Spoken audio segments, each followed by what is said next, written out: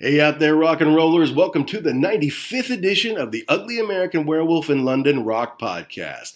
Brought to you by your host, me, the Wolf, Mac B, and my partner in crime, Gary Action Jackson from the East Coast of America, as always.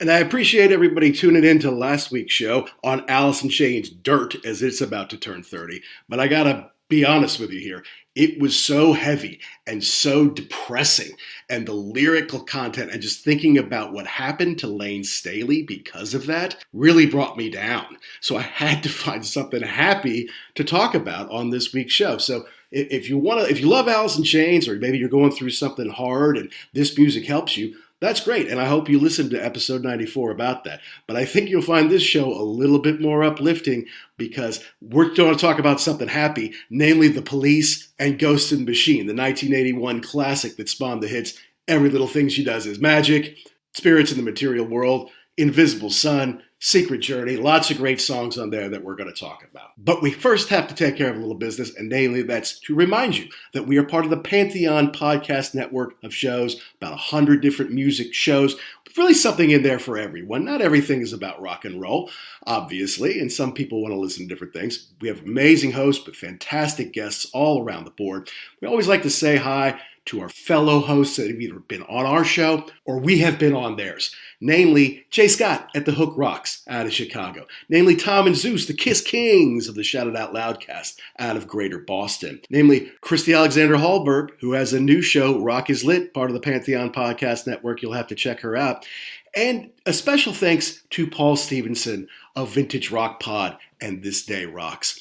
Because it wasn't just the depressing Alice in Chains show that led me to say, let's do something happy, let's do The Police. But Paul recently had the opportunity to interview Stewart Copeland, the legendary drummer of The Police, right after his Taylor Hawkins tribute show. And Stewart was really uplifting, great interview as always. And so it inspired me to, let's talk about him. He's done some great work. Let's find something we can talk about him on. So we came to the conclusion, Ghost in the Machine, with everything, Little Thing She Does Magic. I got to tell you guys, it always makes me happy. I'm in the car, I'm in a bad mood, that comes up, hey, the volume goes up, a smile goes on my face, I'm starting to forget about work or my problems, whatever it is, and I start bopping around. It just makes you feel good, and that's what I needed after kind of a downer week, right? So thank you to Paul and The Police for giving us a little bit of inspiration here on this week's show. Now, a little bit of business. Yes, we are proud members of the Pantheon Podcast Network, and Pantheon is sponsoring the Nick Mason Saucerful of Secrets U.S. tour that's going on in America as we speak. So you guys need to go check that out. But if you check out pantheonpodcast.com/Nick Mason, you can go and enter for a chance to win the VIP experience, which includes not only front row seats and some killer merch, but the opportunity to meet your Pantheon podcast heroes and be on one of their shows. And if you all go to Indianapolis on Friday, October 14th, you'll see us there. You'll have a chance to meet us, and I hope if you do go to that show, you'll come over and say hi, because we love meeting people who listen to the show. We love to meet fellow rock fans, and we want to hear your stories about why you love Pink Floyd, how you got into them in the first place, what was that turned you on about them, how long you've been listening to them. Please come by and check us out for that. And of course, we have to thank our incredible sponsors, rarevinyl.com. You've got to go to rarevinyl.com if you haven't already. They're based in the UK. They have over 250,000 items in stock, and they take incredible care of it. They've been doing this for nearly 40 years, and they ship all around the world. So if you want a rare first edition LP, if you want that European single, 7-inch single that you could never find, if you want a tour program from something you missed a way back, hey, go check it out, see if they've got it. And then you can use the code PODCAST to get 10% off, not only your first order, but every order you ever make with rarevinyl.com or EIL.com.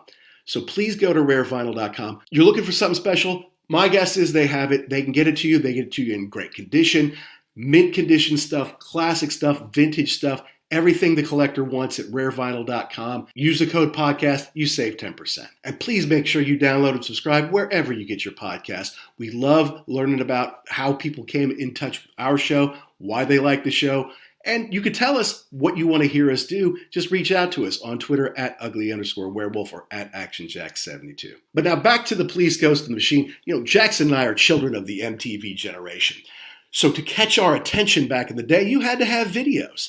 And while Synchronicity may have been one of the first albums we ever bought, I think it was the first one Jackson ever bought with his own money, Spirits in the Material World and Every Little Thing She Does Is Magic, those were on MTV too. They had videos.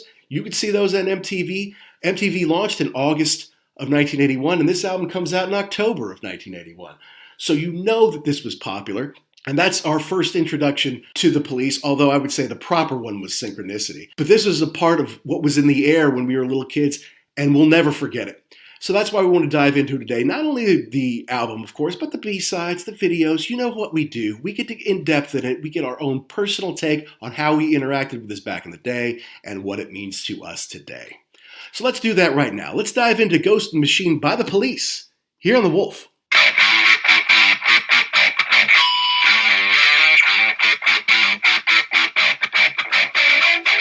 So before we get into our topic for this week, Jackson, we got to plug this amazing opportunity that we're a part of for Nick Mason's Saucer Full of Secrets again, man. I mean, this is just so cool. I'm just so proud that we get to be a part of it, you know? Absolutely. I mean, we get to go to the show that's coming up in Indy in October, and we're going to get to interview Gary and Guy pretty soon.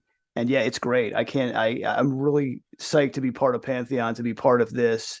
To be a cog in the wheel and kind of promote this whole deal, get it out to our listeners. Yeah, and for those who are just maybe listening now, we are part of the Pantheon podcast family. It's a network of about 100 great shows about music of really all genres. You can check out pantheonpodcast.com. But if you go to pantheonpodcast.com/Nick Mason, you can go and register to win a very exclusive VIP experience to see the band, to see Nick Mason's Saucer Full of Secrets on their fall tour of America this September and October. So go check that out, or you go to Nick Mason's Facebook page, you can go to his Twitter, wherever. But check out what you can get. I mean, you can get a pair of front row seats to the show. That's amazing. And you know they've got a cool light show, as Pink Floyd has always had over the decades, right? Well, you basically saw them in the front row at Royal Albert. That's right. Yeah, that's right. I was essentially on the stage, and you can hear about that on episode 75. It was fantastic, and you could hear me talking to Gary and Guy about that. And you'll probably have better seats than we will, but that's okay. That's okay, because we're going to be in Indy, as many Pantheon podcasters will be at some of the shows around the nation. But not only do you win a pair of front row tickets, you get a guitar pick necklace that was carved from drum cymbals played by Nick himself. That is really cool. That's not just like the laminate and the lanyard, which you get, for everything, whether you get this, any kind of VIP event, you're going to get one of those, right? But that's a real neat piece of memorabilia that you can't just get at the record shop. Yeah, can you imagine that conversation? Wait, what do you got there? Well, let me tell you. It's a pick, okay? But it's made out of a drum cymbal, all right? That was actually played by Nick Mason on stage. Okay, yeah, you're right. Not many people have one of those. That's for sure. That's for sure. And they give you a nice selection of curated exclusive VIP merch, but you also get to get in and do a little crowd-free shopping at the merch tent, so you can get all the stuff that you want. And if you want, you can come be on our show or one of the Pantheon shows and be interviewed as a guest on a Pantheon podcast. And you want it to be this one. Come on, let's be honest with each other. Of course. And if you're going to the Indianapolis show, guys, let us know. We want to see you. We want to meet you. We're going to be there. I don't know exactly where we'll be yet. The details are still kind of rolling in. As we're recording this, it's less than a month away, and we're pretty excited about it. Yeah. Go to pantheonpodcast.com/Nick Mason. Register to win those. You gotta try. If you don't play, you can't win. And anyway, buy tickets to the indie show. We would love to see some of our listeners, get to know you. Please come say hi. We're totally looking forward to that. Absolutely. This week, I chose the album Ghost in the Machine by the Police. Because the last album review we did, Jackson, was Dirt by Alice in Chains ahead of its 30th anniversary. Big album for us in college, big seller. After Nirvana's Nevermind, I'd say the kind of epitome of grunge, the biggest record really that there was at the time. After listening to that several times and then talking about it on the show, I was pretty depressed. More so than usual, yeah. And I was just down and I felt bad. And I'm like, I need something happy, to make me feel life again. And the song, Every Little Thing She Does Is Magic, to me, is the greatest uplifter in the whole world. I don't care what you're doing. I don't care if you like the Police. I don't care if you like rock music. If you hear that song, it automatically puts you in a good mood. So I said, you know what? We're going to review that album. This is what I need right now, man. Because I cannot think of Down in a Hole, heroin's killing me. I can't do that. That's just not who I am, So, not to mention, our Pantheon podcast brother, Paul Stevenson, had an amazing interview with Stewart Copeland. Yeah, that was huge. Right after the Taylor Hawkins tribute, which he was a part of. And of course, he's very smart. He's very articulate. And he's not afraid to throw some jabs here and there. So he's always a good interview. But Paul did an amazing job. It's a fantastic show. Definitely check out Vintage Rock Pod with Paul Stevenson and hear that interview if you can. So between Paul, our good friend Paul Stevenson, providing some inspiration there and just the need to be happy, I thought this would be fun because we did Synchronicity. Mm-hmm. I mean, within the first couple months of our show. Was that show number 9 or something like that? Show number 10? That was way long time ago. Absolutely. I mean, that was a huge record for me. First record I ever bought. First introduction to the Police. It's still one of my favorite records of all time. And so it makes sense that we would then go backwards, right? Okay, Police only made 5 records. We did their last one, their biggest. And as Paul pointed out on the show, the Police are interesting in that every record they did outsold the previous one. And then they broke up. So there's no Tusk after Rumors, right? There's no Long Run after Hotel California. Mm-hmm. There's just Synchronicity, and that's it. Sayonara, we walk out the door. Right. Which, in retrospect, is kind of amazing. But then when you see how much infighting there was and how much bad blood there could be, especially in the studio, it's kind of amazing Synchronicity even got made in the first place. There's probably if you really went back and dug down to the bottom, it was probably mostly a Sting solo record anyway, with the two of them just kind of fighting for air. And I think this may have been the beginning of the end here, because what I've been reading about this record, it was a lot of Sting just saying, this is what we're going to do. And then the other two saying, whoa, what do you mean this is what we're going to do? No, we want our own parts in here. You can't just do everything on the Casio 3000 and leave us in the dust. So, yeah, I mean, is this the redheaded stepchild of the Police catalog? I don't. Well, it depends on what you consider the redheaded stepchild, because this did have 3 pretty big hits on it, whereas the others each had 2 apiece. If you go back and look at Every Breath You Take, the singles, the greatest hits album that came out, I want to say in 86 or so, after the Police had broken up, and they had the bastardized version of Don't Stand So Close to Me on there. It was 2 songs from the first 3 albums each, and 3 songs from the last 2, Ghost of the Machine and Synchronicity. So in a way, it's a step forward beyond the others, but then you're right with all the horns and stuff, lots and lots. I mean, they always had a little reggae, but now there's a lot of reggae on this record, right? And my thought was, if you were a Police fan from day one, we were not. I understand that. Right. So we look at this totally different. But if you're a Police fan from day one, I'm thinking you get this record and say, wait, what is this now? This isn't the Police. I don't know what this is. And I don't like it. It's not the kind of punk ska, correct, right, kind of influence in it. And Summers apparently complained through a lot of the recording of this, like, this is not the Police sound. This is not the 3 of us together. This is not what the first 3 were all about. Now, they do have a new producer on this one. Right. Hugh Padgham, who's a fantastic producer and has worked with a lot of people, kind of made his name with, I think Peter Gabriel was kind of one of the bigger ones, and I think he did some work with Phil Collins as well. He's worked with a lot of people over the years. Yeah, so this was really so they had the same producer, Nigel Gray, for the first 3 records. Right. They swap him out. They get a new sound. Hugh had the idea to put them, even though they were in the same studio, put them in different rooms. So they kind of had their own sound, but that also could have been to keep them away from each other so they would not kill each other or throw things, which, I mean, it makes sense. And I get it that you want the live feel, but again, everything is changing. Apparently with the album previous to this, Zenyatta Mondatta. Yes. That was apparently just a grueling 4-week, get in there, hammer it out. The record company is on your back the entire time. This one, they say, forget it. We're not doing this. And this is where it's good to be the king, because you get to go to the Air Studios in Montserrat for 6 weeks. Nice. And, yeah, exactly. You know what? I think I can do that. That's fine. And really, they really had a chance to explore new stuff. And I mean, I think it works. I've really never listened to this record all the way through. I mean, I've picked out bits and pieces of it, but I mean, I like it. It's definitely different, and you can definitely tell they're ready now to blast off to something even bigger.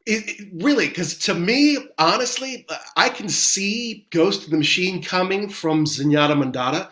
But if I listen to Ghost of the Machine, especially towards the end of it, I can't say, oh yeah, Synchronicity's right after this. I don't necessarily see the forest for the trees, to be honest with you. I don't know if they did either. But it's interesting that Hugh did work with Spandau Ballet, of course, with our new friend Gary Kemp at some point. So We'll have to talk to him about that. Guy Pratt must know him, because apparently Guy Pratt knows absolutely everybody. That's what it sounds like.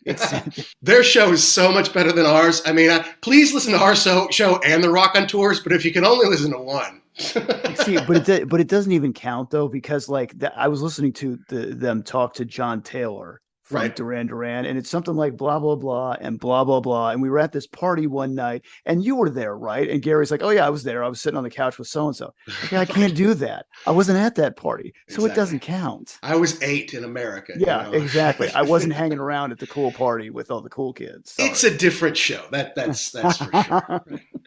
Right. Hi, I'm Paul Stevenson from Vintage Rock Pod, and you're listening to The Ugly American Werewolf in London. All right, so now they're in a beautiful place thanks to British tax laws. You have to get out of the UK if you're going to make a lot of money, and you can go to one of the British territories to go do that tax-free and enjoy yourself. 6 weeks down there, that sounds right. And you're right, they were in different rooms, which they did use on Synchronicity, which they had to do because of their personalities. I also want to talk about the album cover, which is very interesting. And somebody calls it, one of the greatest top 50 album covers ever. I don't know if it was VH1 or whoever it was. But it's interesting in that it's kind of an LED, the red LED lights of their three faces. Sting in the middle with the spiky hair, Stewart with the chin and the combed over hair, and then Andy kind of just generic, I guess, compared to the other two. But that represented them. And it's the first one that was in English, right? I mean, I think it was Miles Copeland, who was their manager and Stewart's brother, obviously, who would come up with the names Outlandos Timur and Regatta de Blanc, and he would come out with these odd names. So finally they do one in English, Ghost in the Machine, which I guess is based on a book that I think that we both have read, cover to cover. Very familiar with the subject matter. Absolutely. Arthur Koestler's Ghost in the Machine, which, Sting was an avid reader of his. And I know you and I used to trade Koestler books, when we were in college. Oh, constantly. Back and forth. And the Synchronicity album was apparently inspired by The Roots of Coincidence, which mentions Jung's theory of synchronicity. Yes. You're too smart, guys. You're just too smart. You're lucky that you're good looking and you had catchy tunes, because you could have been buried in America for being this smart. But I mean, I think it's kind of about how the human form, the spirit are two different things, and it's like the mind and the spirit are working against the body in some ways, and yet the body kind of reacts to what the spirit does. The ghost, I don't know. It's just a cool title, if you ask me. Yeah, and it is. I mean, again, you knew picking this thing up, this was going to be different. It didn't follow the first three with the wacky title. This was something new. That's right. And so we start off with what was a fairly big hit for them, and that's Spirits in the Material World. Cool way to start off the album, and one that I guess Sting had for 5 or 6 years, right? Correct. Like he had written it back in, I think, 76. And I think this was the first time he ever messed around with a synth. And I think right off the bat, this is where I think he wanted the guitar part, in quotation marks, to be the synth. And Summers was like, "We're doing what now?" Right. No, I play the guitar. The guitar goes on the record. I'm the one that does this. And I guess he had to really fight to even get on this track. Right. And they kind of blended them together. So it's Andy doing his, and it's a very reggae chord, right? It's quick and he pulls right off, so it doesn't ring. It's just kind of and it doubles the synth. I hear a lot of synth. I can pick out Andy if I have to, but I hear a lot of synth. I was going to say, if you told me there was no guitar on there, I would believe you, because it's buried way down deep, and I'm sure Summers, he got to play on it, but like, this is it? Okay. Yeah, there's a lot of piano and synth on this album. There are a lot of horns, which is not very punk. It was not very Police. It was not very the first three albums. And I think that's where a lot of their problems, their interband problems, were coming from. It's like, you're changing our sound. Right. And how are we going to produce it live anyway, right? Right. And you've got, now you've got the sax. It's only a little bit, but you're still throwing it in. Again, who's going to play that live? We're starting to get into the Beatles territory now, where it's, there's no way this could happen. And again, you're getting away from, like you said before, the three of them just thrashing out and playing. This is more nuanced. This is more, I guess, I don't want to say more adult, but maybe more adult. I don't know. It's a composition. It's not just a rock song. It's a composition. And, you can see them in the video. They're all in the one room in the studio. Mm-hmm. And it's got that killer bass. Boom, boom, boom, boom, boom, boom, yes. boom, boom, boom. Amazing. It's awesome bass. I don't know if Sting's playing it, because he's not playing it in the video. And there's a guy who's credited on the album who had a little bit of an interesting name. Let's see if I can get it right. Denny Quattrocci. He definitely played bass on Demolition Man, but then there's additional bass he played on the album. Okay. And I don't know if that means Sting did play on this. I don't know if he didn't. All I know is the bass sticks out in a big way on most all of these songs, which wouldn't shock you if Sting wrote most all of the songs. Right. But there's something about that bass that really is special. And so and eventually he could play it live, but I wonder if he really did record it or not. And who knows too? I mean, when you're in the studio for that long, if you've got, because I know looking at other albums, a lot of times it's like, if you've got people hanging around, you're like, just pick up a guitar, just do something. Mm-hmm. And then you say, oh wait, that works. Just play it like you did before on the recording. So yeah, who knows what was happening there? Who knows? But he did, in the video, you can see Sting hit the keyboard a little bit, because it has that nice piano part in the middle of it. The Police don't do a lot of guitar solos like we think about the Stones or Led Zeppelin, right, or the people who we like, AC/DC, things like that. There may be some guitar interludes, but usually they kind of avoided that in their kind of punk ska influences. Mm-hmm. And there would be sounds in there, and there might be a bridge or a break, but there's not kind of that traditional solo. And in the place of what would be a guitar solo was this nice little piano bit, and Sting is playing that in the video. Mm-hmm. What I really like is Copeland's one note transition into the chorus, where you go pop and then Spirits in the Material and then World. Back to Spirit. Yeah. He's so good. He's so good. And I think he knew it too. And we can get it to him and Sting later. I think that was always his problem, is he describes himself as a spoiled brat. He was going to do what he wanted to do on the drum kit. You weren't going to tell him what to do. If it felt right, he was going to put it in. He wanted, if there was less drum, he wanted more. Yeah. Just, I think he thought of it as I'm not here to keep the beat. I'm here to play my own piece. And you guys fill in with me. Yeah. Too bad they couldn't always see eye to eye on that. But, it's an amazing song. It turned out, I think it's great. A cool way to start the album. It was the second single in the US. It was the third in the UK. And I think they had a couple of different B-sides. One was Low Life, was a B-side. Okay. Andy said that neither he nor Stewart really liked them. I like that one. And the other was Flexible Strategies, which is an instrumental. And I think they recorded that at Le Studio, because they did some session work at Le Studio in Quebec, which is where Rush had made, I think, both Moving Pictures and Signals, which we reviewed not that long ago. Okay. So, Low Life is a little tinny Andy guitar. We hear some sax. It's not a bad one. It could have maybe made the album like a side 2 thing. Flexible Strategies is like a funk jam, and it's long. I mean, it's over 5 minutes. It's got Andy doing some soloing. It's not very melodic, but it's kind of very him and the Police, I think. And of course, there's more horns on it because they were so into horns at this point. But it's an instrumental, B-side at best is kind of the way that I would put that one. All right, so that's track 1, opening up, short one, only 3 minutes long. Then we get into the sublime.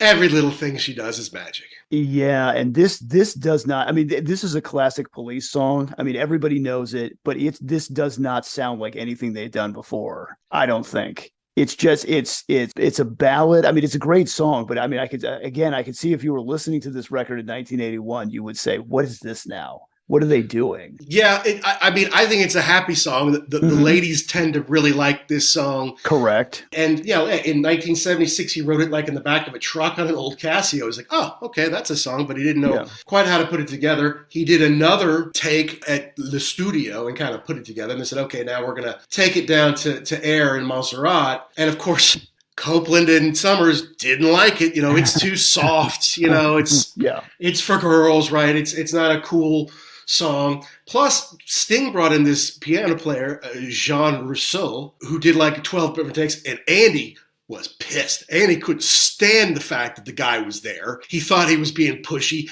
And, like we talked about before, guitar players who like to own that middle frequency, suddenly there's something else kind of in that middle frequency taking his space.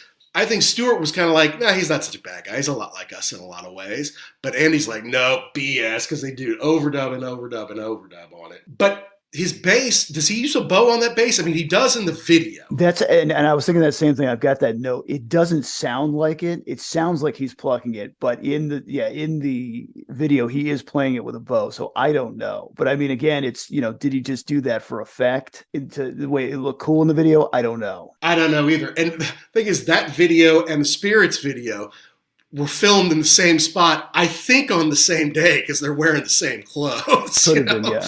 And video was still very new. I mean, this came out in fall of 81. MTV premiered August 1st of 81. Now, obviously, people had been making videos for years before there was an MTV. But suddenly, there's a place where you can show all these things. And I remember seeing the Every Little Thing She Does Is Magic video on MTV quite a bit.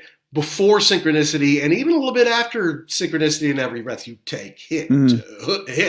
But if you ever want to see an encapsulation of the Sting Stewart Copeland relationship, it's this video. It's there in the studio, and Copeland is just messing with the levels on the board. I mean, they're probably not even worth anything. Like, I doubt they were actually recording at that point in time. And Sting is just slapping his hand, and Copeland won't stop because he's that guy. He's that guy. He's not going to fall in line. He's not going to do what you say just because you said it. He's going to poke the bear every chance he gets. That's right. That's exactly right. No, look at them.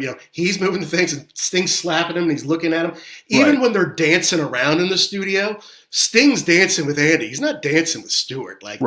Stewart's the bane of his existence as far as Gordon Sumner is concerned, But when they're hopping back and forth and they're putting each other's hats on their heads and stuff like that, I remember doing that with somebody when I was a kid. I can't remember who it was, but I remember a buddy doing, look how much fun they're having. This is great, And they're not just in the control room or in the studio. They actually go out on the island. And they're on the back of a truck playing with some of the locals there.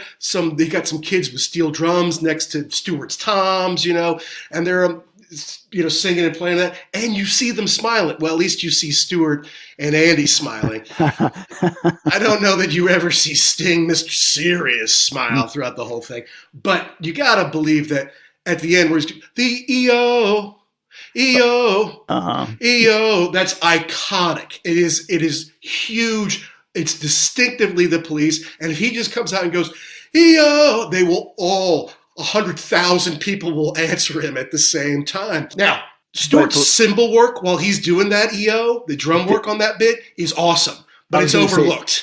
The rip that he goes into right before that that he has that little fill. Yeah, that's just fantastic. Yeah, he's great. He's great on the song. Yeah. I don't know if he added that or if Sting forced him to add that. It was apparently done in one take because they did not like the demo he did in Canada. So one take he comes in, no, this is crummy. This sucks. Let me show you how bad it is. They play it, and then he puts his drums over it, and he puts his part over it. One take for both of them. And he's like, oh, God damn it, this is a great song. I mean, that's the thing is, I understand that you want to hate Sting sometimes because you can't have everything. Like, you can't be really smart and really good looking and really talented, yes. But unfortunately you can. And so, I could see how if you were one of these other two guys, you'd be like, oh, this isn't a very good song, but yeah, it really is. Yeah, he really knows what he's doing. It really is. And it's a song about, he doesn't have the girl yet. He's still admiring her from afar. He's trying to get up the nerve to ask her out or something like that, which kind of is a foreshadow to the whole Every Breath You Take, where you're kind of watching her through the window or whatever. So Sting's a bit of a stalker, I think. He could be, yes. It has one of the greatest lines, though, ever. It's a big enough umbrella, but it's always me that ends up getting wet. And That's I right. don't know where you can always use that. You're just like, you know what? Happened again. All right, here we go. Yeah, and I think to rhyme something with magic, the only thing he could come up with was tragic. And apparently there's another ellagic or something like that, which means a fish that's ellagic or something. Yeah, I don't know. I don't even know what that means, dude. Stick to tragic. Come on, man. But Copeland admitted, and he admitted as much on Paul's show on Vintage Rock Pod, Sting sees himself as a composer. More than a singer, more than a musician, more than a whatever. So these are his babies. These songs are his legacy and what he'll be remembered for hundreds of years from now, which is true, I suppose. And so he's squishing it. He's like, this is my vision, this is mine. And he's like, it's not like Sting was wrong or couldn't arrange drums. It's just I'm not a session musician. I am a member of this band. We are all members of this band, and I'm coming in to do my parts. And after I left this band, and before I was in this band, the bass player didn't come over to me and tell me what to play, right? It wasn't Curved Air. The bass player doesn't say, play this. When I left to go do my other stuff, that just doesn't happen. So it's not that he was bad. It's just he's very Keith Moon, I think, in his approach, where the drums they're their own thing. They're not there to support. They are there to shine. Right. And he's got this kind of mutual admiration thing going with Neil Peart of Rush. They're copying each other. They're learning from each other. They're in the same studio some of the time, and I don't think he gets the praise that Neil does, partly because he doesn't have as great a body of work, at least not with the Police, and partly because Sting gets all the credit for the Police. Correct. Yeah, but if you go back and listen, he's doing more with less, and it's incredible to hear him play, especially when they really let him off the chain. There's a couple of tracks on this record where he kind of has to just play as Carl Palmer would say, 4 on the floor. Right. But when you let him off the chain, it's fantastic. And this is a huge, huge hit for them. I mean, it went to number 1 in the UK after Invisible Sun. The first single went to number 2. In the US, it hit number 1 mainstream rock, number 3 Billboard Top 100, but top 10 in Norway, New Zealand, number 1 in the Netherlands here, second in Italy, number 1 in Ireland, number 1 in Canada, number 2 in Australia. I mean, this is huge worldwide sensation, a huge, huge hit for them. I wonder how many people in '83 went out and bought Synchronicity thinking that this track might be on it, because you get those two things mashed up together. Like, this big album comes out by the Police. Oh yeah, the Police, they had that other song. I bet this is on. No, not so much. And in the UK, they gave it Flexible Strategies, which was the B-side for Spirits in the Material World in the US. And in the US, we got Shambell, which, I bought this cool little box set called The Police, Every Move You Make, the studio recordings. Okay. Which basically had their 5 records. And then it has this Flexible Strategies kind of CD that has, the B-sides on it. Shambell is actually a pretty darn good song. It's another instrumental, so it's obviously a B-side. Mm-hmm. But it sounds like classic Police to me. I mean, it really does. And I almost wish they put lyrics to it, because it's over 5 minutes, and I actually really like it as a B-side. Okay. So- Unfortunately, in the United States, we've said this before, we really kind of miss out on all that. Like I know in other countries you could go and buy singles, but we just never could. Not in mass, not easily in mass here. Like if you had a cool record store in a cool city, you probably could, but like in Main Street, USA, you weren't finding this stuff. Yeah, it's just eventually album-oriented radio and AOR rock just kind of made buying the record the most important thing. It's not that you couldn't get singles. It's not that singles weren't important. What's important for a single is to get it on the radio, right? And radio play can not only make you money, but then help you sell records. And certainly lots of people bought singles, and jukeboxes with 45s were still a thing back at this point. It's just not as big a deal as it is, I feel like, in Britain. Hi, this is Carl Palmer, and you're listening to The Ugly American Werewolf. Okay, let's move on, because the third track here, Invisible Sun. All right, now here's a little bit change of pace. We talk about this. The third track, sometimes first track's got to be good, second track's got to take it up a notch. Third one, you got to shift gears a little bit, and this certainly does. Yeah, this slows way down. I actually like this song a lot better now that I've listened to this record a couple of times straight through. I know this was a single, and I've listened to it on its own, but in the progression of the album, I think it gets a lot better. Well, that's a good way to look at it. Yeah, it's kind of mellow and brooding, but it's not a downer song. He wrote this while he was living in Ireland in Peter O'Toole's house, apparently, but during the time of what they call the Troubles in the UK. Mm-hmm. For Irish Americans like you and me, it was like the time those imperialistic British bastards were all over our land and our people. But, and there's during, like the hunger strikes that were going on in prisoners in Belfast. So Sting wanted to write something that's like, I know it's dark and gray and it looks awful, but there's a silver lining, there's hope. So like you may not be able to see it, but there's a sun out there and it's giving its heat to everyone. And I think that's what it's about. I didn't realize that growing up. I just thought it was a cool song, to be honest with you. But, it's got that,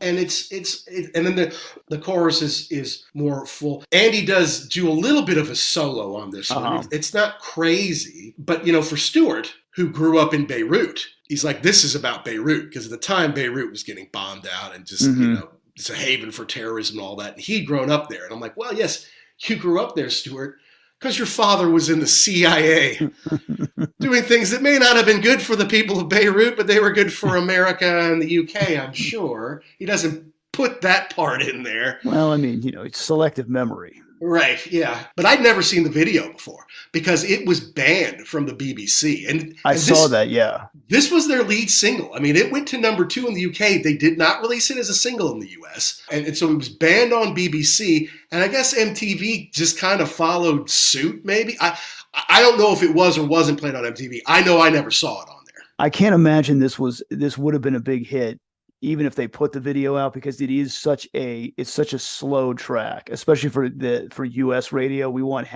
every little thing. We don't want Invisible Sun. But I do like how it's kind of dark and foreboding, but then it does pick up and it does kind of give you the message of hope there in the middle. Because if it was like that the whole way, this would be a rough song to get through. No doubt. And it's in black and white. It's showing some war-torn stuff. It's showing some battle tanks going through the streets of Belfast. And then you see a little bit of silhouetted Sting. You don't really see the other guys. So, I mean, look, great song, classic, ended up on Every Breath You Take, the singles, but was not released as a single in America. So that was when I really got to know it was on Every Breath You Take, the singles. I'm like, oh, this is a good one. I really like this one. All right. So now we move along to song 4, Hungry for You, in parentheses, J'arrive toujours femme de temps. Yeah, there's something wrong with this. I must have had a bunked up copy because I couldn't understand what he was saying at the beginning. It's weird. It's ridiculous. You make a song in French, I will always be hungry for you is the translation, and you sing it in French. I don't know anything about that. Stop trying to be so fancy pants. Exactly, Mr. Smarty. I mean, is it because the first 3 albums were kind of, the names were in French, and since you changed the name of the album to something in English, now you got to do a song all in French to appease the frogs? I don't know. Hey, I'm still smart. And the bass is leading the way here. It's very upbeat. It's chugging along. But I don't know what you're saying, man. And, if I don't, I'm going to take it as disrespect, Yes. You're using big words, and I'm going to take that as disrespect. Thankfully, it's under 3 minutes, so it doesn't last that long. It is a good song. And for me, because I don't understand French, I take it more as like an instrumental. And so like, his voice is just in there to kind of move the track along. But it is a good beat. Yeah. And I mean, I like it for the musical part of it. Absolutely. That's right. Yeah. It's got a good thing going to it. It's just, it's in the wrong language. So moving on to Demolition Man. Demolition Man had a richer history than I guess I realized, but this is the longest song on the album by far. Most of the songs are under 4, some are under 3, and this is about 6 minutes long, so they could stretch out a little bit here on this one. Well, they made a whole movie about it. I mean, come on. Yeah, we'll get into that. Yeah, I was going to say that originally, I guess Sting wrote this, and then Grace Jones did it originally. Nightclubbing album, yeah. Very different. Very different. Very different, yeah. And Andy heard it, is like, well, that sucks. We can do better in one take. And I think they did, in about one take. And he gets, it gets into a jam here. There's a little bending from Andy. The big bass is right up front there throughout like a lot of this. But Andy and the horn section get a little time to play back and forth a little bit on this one in the middle, Yeah, has a little island flavor. I mean, I wouldn't call it reggae, but I mean, you could tell they were influenced by where they were here, right? Yeah, and it's interesting to see how I would have been interested to see Sting's take on Grace Jones's version of this, just because, I mean, you wrote it and then you kind of, give it to her and then she does something else with it. It's like, oh, you like it, you don't like it. What was your take on it? I mean, obviously he liked the song enough to re-record it on his own with his own band. I would just be interested to see how he liked that. I mean, I think Grace Jones is just, odd for odd's sake. That's her exactly. deal. Yeah. She's more of a model and a personality than she is a singer. Performance art. Correct. Exactly, yeah. But that Denny Quattrocci did do the bass on this one. I think Sting re-recorded it because they were going to make a movie out of it. And when we were in college, Demolition Man with Wesley Snipes and Sylvester Stallone came out. Mm-hmm. It's like, okay, well, no, don't put the police version in there. I might have to share that with, somebody. Cool. I'll just re-record it since I wrote it anyway. And then you can give it all to me. Actually, I did see him play this when I saw him in Orlando in 1996 as a solo artist. Huh. He played Demolition Man. It was kind of part of his set at that point. I mean, I guess it makes sense. It had been a bit of a hit for him, when the movie came out. Yeah, I don't know. I feel like some of the reggae on here, it's like, I just think about Madness. Remember Madness, Mm-hmm.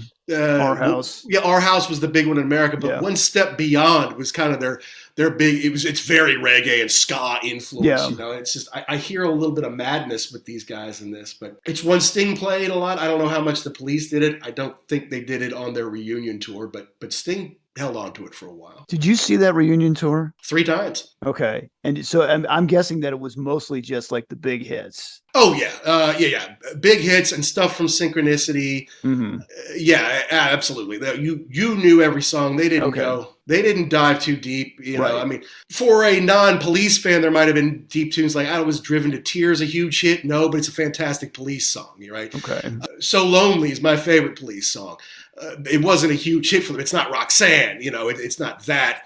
It wasn't on the greatest hits, but in the Police catalog, it is. So, yeah, if you know their songs, yeah, it was everything you knew, yeah, and a lot of stuff from Synchronicity, no doubt. Okay. So, and I'm glad I saw that. Now, all songs so far have been written by Sting. That's side 1.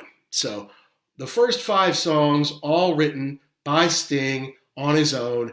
And as has been precedent, all the singles were written by Sting on his own. Even sometimes the B-side was also written by Sting because he doesn't want to have a hit and then put the Andy Summers song on the B-side and give Andy half the money of the single, right? If it's going to be a hit, he wants all the money to himself, right? But so to me, side 1 is awfully good. Side 2 is disjointed to me. It's a little weird to me in a lot of spots.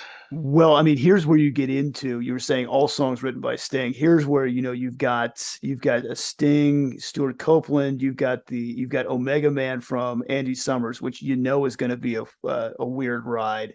And then the last one, Darkness, is Copeland by himself. So yeah, now we're getting into not just Sting, but other people too. But it's good because I like to hear what everybody else is doing in the band. Absolutely. But I mean, they're way into the horns here. We start off side 2 with too much information. It starts with horns. It's got a little guitar from Andy. It's got the ho going on. To me, it's just busy. It's like too much information for my ears almost. Yeah, I've got upbeat with the horn intro. Guitar sounds scattered, but Summers is just wailing on it, and then the drum track is just lame. Like there's anybody could have been playing that. And then you kind of wonder too, like did Copeland play this, or did they just kind of program a drum machine or get somebody else? Because if he was playing it, he was reading a book or something at the same time, because it just sounds like he was super bored. Yeah, I don't love this one, and especially as it goes on. It's not quite 4 minutes, but it goes on. The horns kind of start to drone for me a little bit, and I'm like, that's less than awesome if you ask me. But too much information, or TMI, is something that we all kind of say these days. And I wonder what they would have thought in 1981 if they understood what the internet was going to be like, right?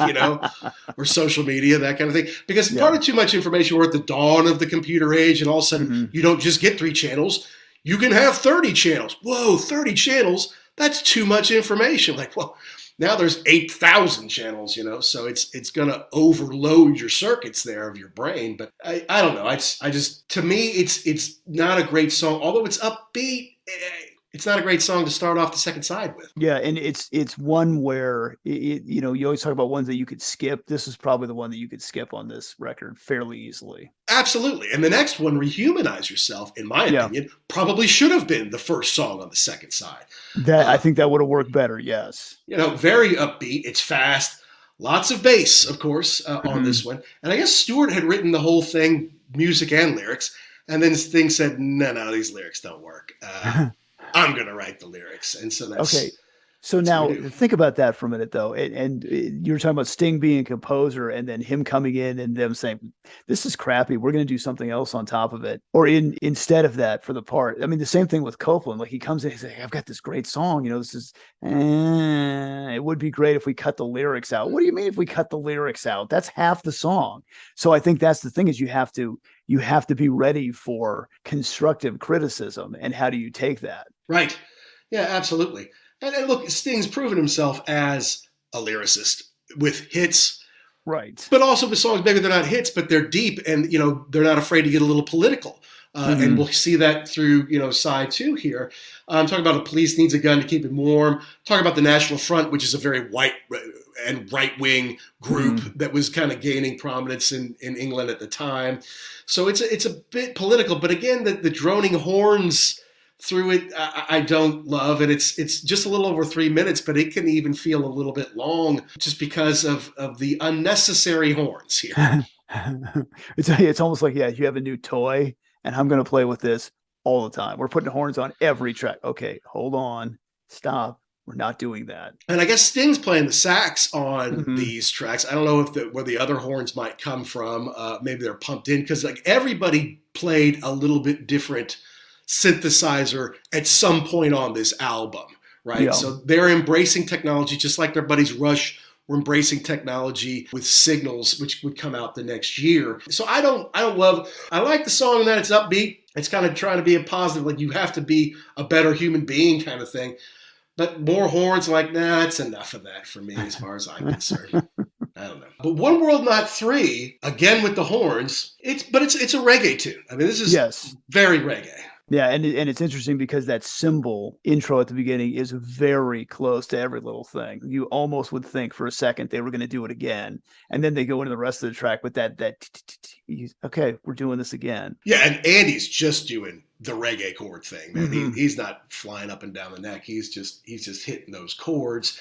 Big bass up front again, and it's a bit political, but it's not like in a lecturing kind of way. One world is enough for all of us. One world, not three. And obviously being where they are, where the residents of that island, they might be the third world, but then in the studio and in the places where they're living on the album, that's the first world, right? Correct. That's the UK, right? Yeah. And that is the unfortunate part of a place like that, is you've got this, $1 zillion studio, and I'm sure the accommodations were fantastic. Food was great. Beach is perfect, but then you have these people who live in abject poverty. But hey, it's nice and you're by the beach, so what do you want me to do about it? Back to the studio. It kind of gives you a glimpse into Sting, trying to be a more worldly person, and when he does something like Fragile to help the rainforest eventually, you kind of see that didn't just come out of nowhere. This is something that he's been, that's a part of him, and he's been recording and singing about this for a while now. Now, it's interesting you say that, because I've got a note. The last note I put on here is that listening to this track, this could have been off of Dream of the Blue Turtles. Yeah, I buy that. Yeah. Which we should probably, we'll probably have to do that one one of these days. That was big for us. Yeah, it just has that kind of beat, and the, kind of not the message shoved in your face, but the message in there. That definitely sounded like it could have been a track off his first solo record. I'm with you there. That's good stuff. That's a good note. Okay, so now we get to the one Andy Summers penned track, Omega Man, that had the stylized Greek Omega for the O in Omega Man. To me, the bass on this sounds more like Synchronicity. If there's anything kind of portending the next album, it Sting's bass on this song to me. Yeah, it's that, and it's the Summers track, because it just doesn't sound all that different. And I did write driving bass sound differed, and I put Synchronicity too in parentheses. That's what it sounds like. So yeah, is this where we're going next? And then I wonder too, like how much of this sound on this record on this track did they kind of move forward with? And I like that. I like the off-key guitar intro too. Well, this to me starts to sound more like The Police, right? I mean, there's no horns on it. It's the chorus is interesting, because it's like the background, Andy's in the background going, oh, while Sting's singing Omega Man. He's doing oh through the whole thing. And he actually has a nice little solo interlude on here. It's kind of hard to call it a solo, but I guess if he wants to have a good solo, he has to write his own song. Sting's not going to write one for him. But I actually like this. Surprisingly enough, I'm like, oh, here comes the Andy Summers song. Sting didn't let him make it real long. It's not even 3 minutes. I think it's the shortest song on the record. Interestingly enough, A&M wanted to make this the lead single off the record. Well, I'm sure Mr. Sting, Mr. Gordon Sumner. Mr. Sumner said, NFW. Let me think. Let me take that under advisement. No. But what's amazing is a lot of times when that happens, when the studio or the record company's like, oh, this is the single, and the band's like, no, that's not it. It will be a B-side, right? Eventually it'll be a B-side. And technically there were 4 singles off this record. So you would have thought eventually, if that was so good, eventually they would have made that a B-side, but they never did. I mean, you would think it's short, it's written by somebody else, it would be a perfect B-side, but it didn't work out that way. Yeah, I am surprised that I've never really heard this song before, never really heard it mentioned until we did this show, because you're right, you would have thought it would have been a B-side or something, just because it's the only Andy Summers song on this whole record. That's right. So I actually like it. So kudos to you, Andy. I guess Sting may not have liked it much, but I liked it. I thought it was good. I think it belongs on the album. That's for sure. And I think it is cool because, I mean, I think even at this point in time, Sting could have vetoed anything. He could have been like, we're doing all of my songs. It doesn't matter. Either you do it or you get out. And the fact that this was included, it's just a little window into Andy Summers' mind. And it's nice that he gets one song on here at least. Well, and Stewart said with our buddy Paul, it wasn't that we didn't want Sting to write songs. I mean, we're trying our best to write songs, but it's like, oh, Sting, okay, Secret Journey, okay, that's good. What else have you got? Have you got more? Yes, he does. Okay, great, let's do it, because it's not like they were prolific. They're trying their best to write some songs, but they knew. It's not like they didn't understand why their songs weren't going on the album. They just wanted to make sure they could get one or maybe 2 on there, right? Yeah. You understand who the workhorse is. I get that, but you at least want your voice heard. I have this one idea. Can we please, or 1 or 2, can we include it? And it also helps to not sound all the same also. Yeah, absolutely. Especially when you've got three people, you got to stretch a little bit, right? So let's see what all they can do. So I surprisingly, because when I see it coming, I'm like, okay, here comes the Andy song. Behind My Camel, even though Behind My Camel won a Grammy for like best instrumental rock tune, it's still weird. It's kind of a bizarre song. So like, all right, here it comes. Oh, you know what? This is actually not so bad. Better than Mother. Yes. Off of Synchronicity. And that's exactly when I got to this track. That's what I was thinking. I said, okay, here we go. And I was like, oh, I'm actually disappointed it wasn't weirder. Okay, well, I mean, it's a good song. I like it, but a little disappointed. I know you can get weirder, Andy. I know you can do it. Yes, he can. He can. All right, so the fifth song on the second side, or the 10th song, if you've got the CD, Secret Journey. Yeah. Of course, inspired by Meeting with Remarkable Men by George Gurdjieff, and another one we just read cover to cover. Correct. Back in our college days. Overeducated jackhole. No. But no, so I kind of like this one too. It starts with some synth sounds, and then that fades into the three of them sounding like the Police. Like there's this kind of odd synth opening to it, and then it fades into the three of them jamming.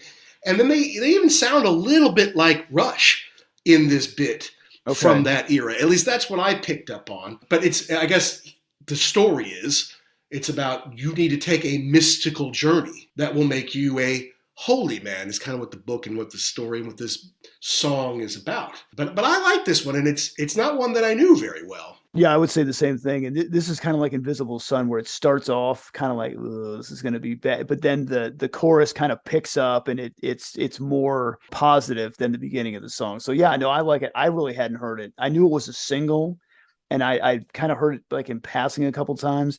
To me, the guitar parts has Every Breath You Take in there. Like it has elements of it, so you can kind of see where we're going with that. Right. But no, I like it. Just again, I think it sounds better in the context of the record. I agree with you there. I didn't know it was a single, and it actually got into like the top 30 of the U.S. It was only released like in the U.S. and Canada. It wasn't released in Europe and the rest of the world necessarily as a single. It was Back with Darkness, which is the last song, which we'll get to.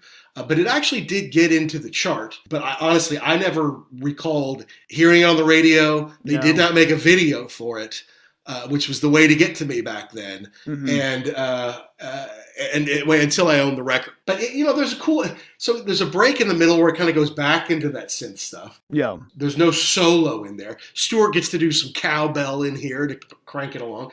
But then, it fades out at the end. So it just kind of goes away at the end. It's I don't know. I think it's a good Police pop song. I don't know if I would have chosen it as a single, but they did, and I think it did okay for them. And it's interesting too, because now you've got 11 songs on this record. What is It's only about 41 minutes or something like that. Okay, so it's still relatively short. We're not into the 50 minutes, but usually and we talked about this before, like the last like one or two are kind of a dumping ground on a lot of records where it's like, oh, here, take this. I don't think that is the case on this one. I thought it was interesting that they put Spirits in the Material World and Every Little Thing She Does back to back.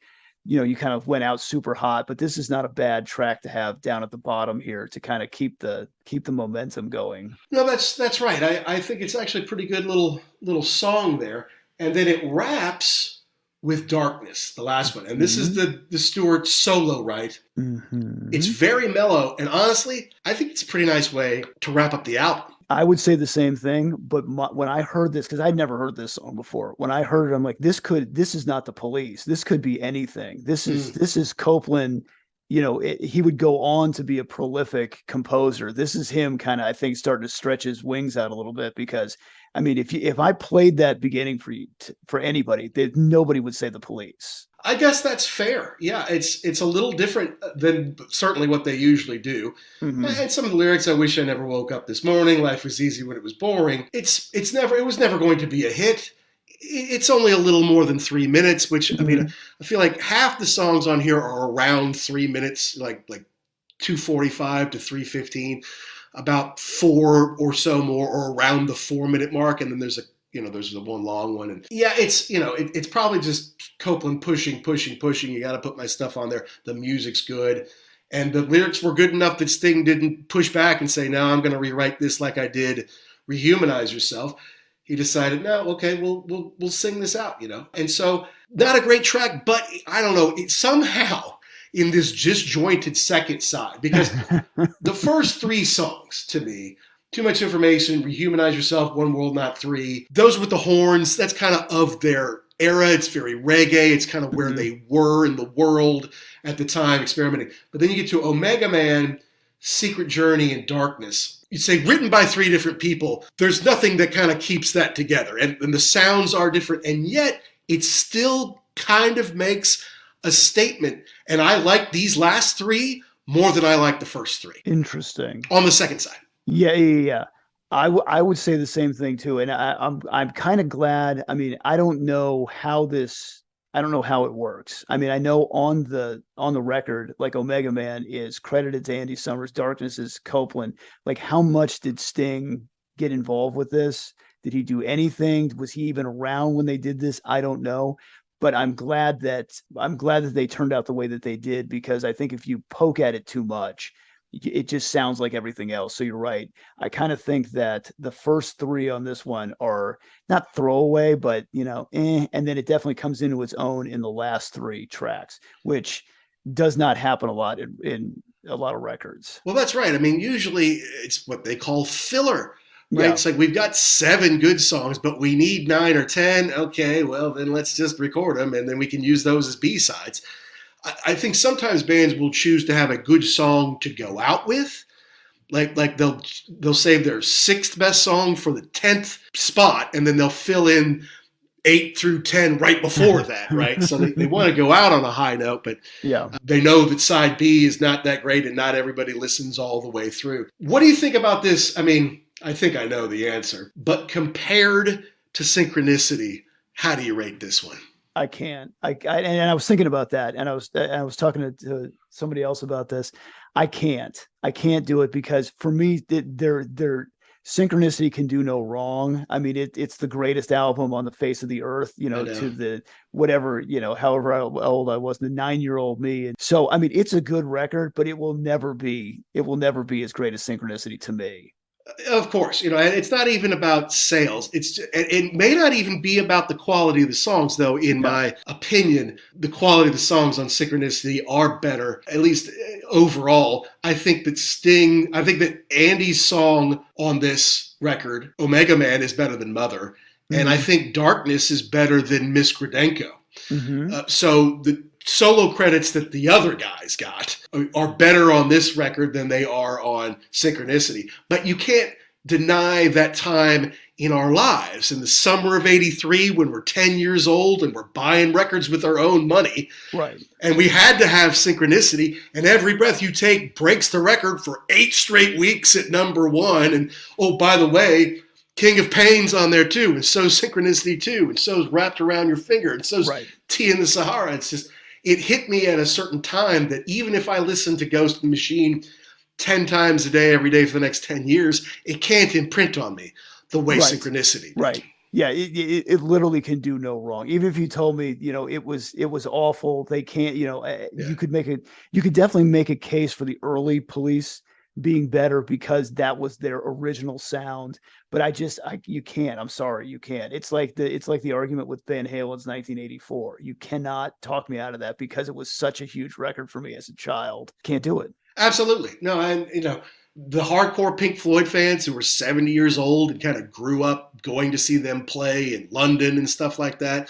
When you get to, Momentary Lapse of Reason, like, that's crap. It's David Gilmour solo and there's no Roger, and you're not talking about how the whole world's going to end. And that's why I have my fingers in my ear. La, la, la, la, la, la, la. You can't tell me. Sorry. I was a teenager then, and Learning to Fly was on MTV. And when they did the Delicate Sound of Thunder movie, there's Rachel Fury singing with David Gilmour, right? I watched it 138 times on VHS. Exactly. There's a mop-haired Guy Pratt, by the way. and I'm like, no, I'm sorry. That's awesome. That's still Pink Floyd to me. And that's what got me into going back to listen to all the old Pink Floyd. Just like today, there's going to be a kid who hears Synchronicity for the first time. You know, like a teenage kid, like, whoa, who are these guys? The Police. I gotta go check them out. Ah, good times. Good times. Good times.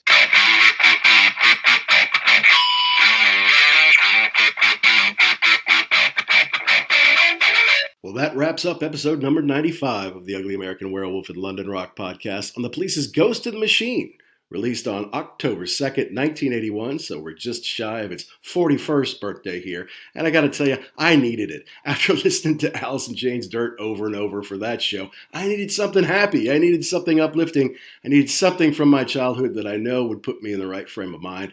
And the Police are good for it every time. With the big hits like Every Little Thing She Does Is Magic, Invisible Sun, and Spirits of the Material World. Not to mention the upbeat reggae going out throughout that whole album. Even the horns, which got a little annoying to me in some parts.